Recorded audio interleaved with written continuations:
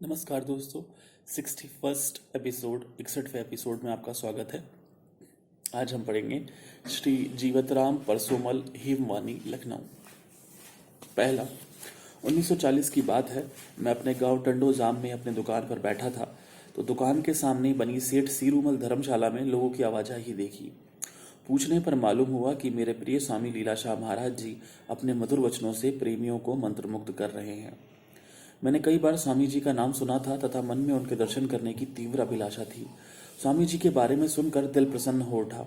सोचने लगा कि घर में गंगा आ गई है, ऐसा अवसर फिर शायद ही मिले। अतः दुकान पर एक आदमी को बिठाकर मैं स्वामी जी से मिलने हेतु धर्मशाला में गया तथा उनके चरणों में शीश झुकाकर चरण स्पर्श किए।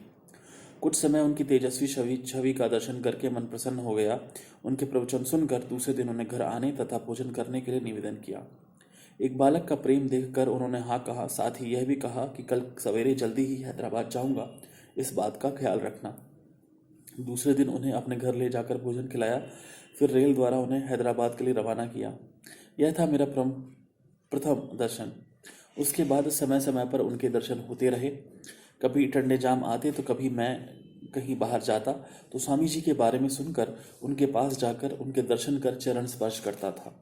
दूसरा, यह सन 1935 की बात है कि तलहार शहर में श्री धर्मदास रामचंद्र नामक एक प्रेमी रहता था।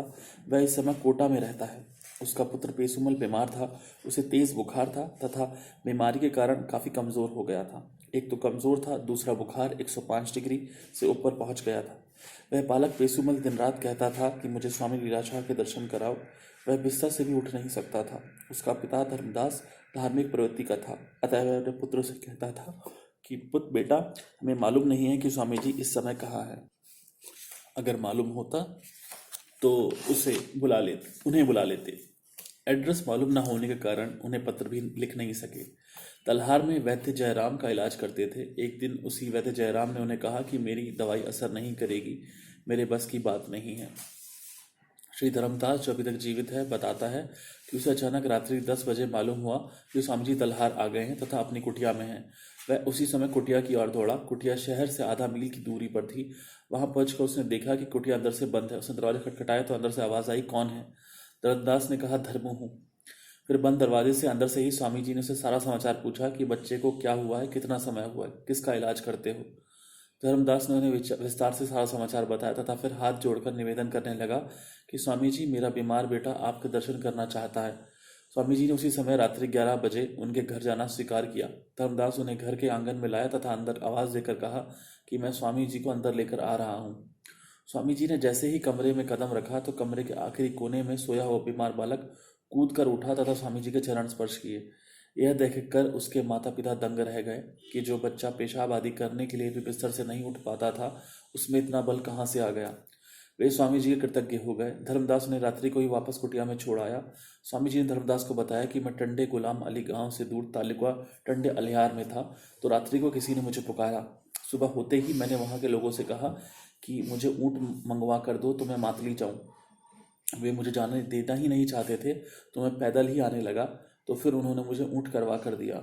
ऊँट द्वारा बातली पहुंचकर वहां से रेल द्वारा तलहार पहुंचा। मैं समझ सकता हूँ कि रात्रि को पुकारने वाला वह बालक पेशु ही था। ऐसे थे स्वामी जी के परदेश में। वे परदेश में एक दुखी की पुकार सुनकर उनके दुख दूर करने आ गए थे। तीसरा, यह सब 1959 की बात है।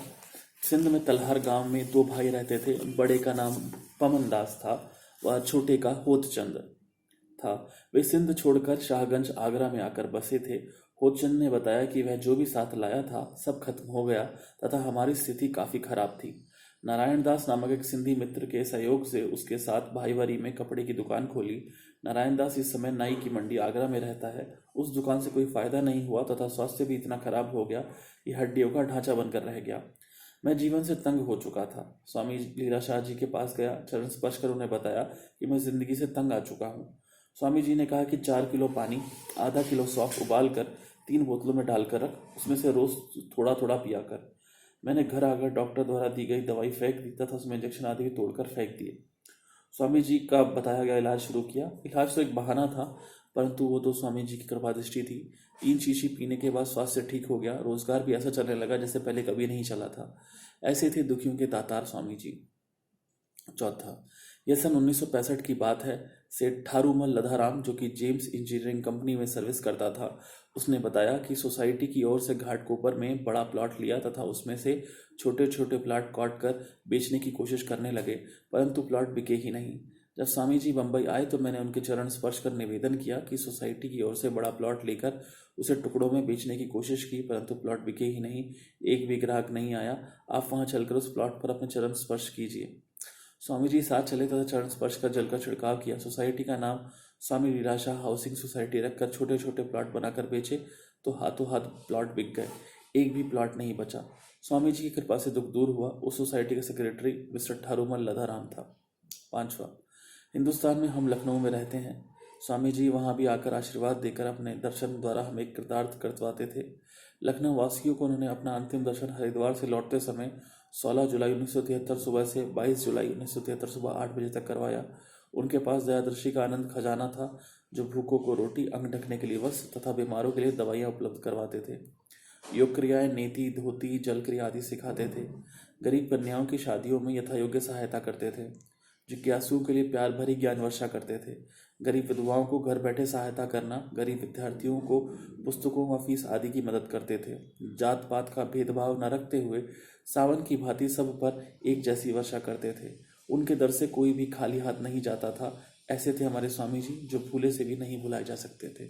धन्यवाद।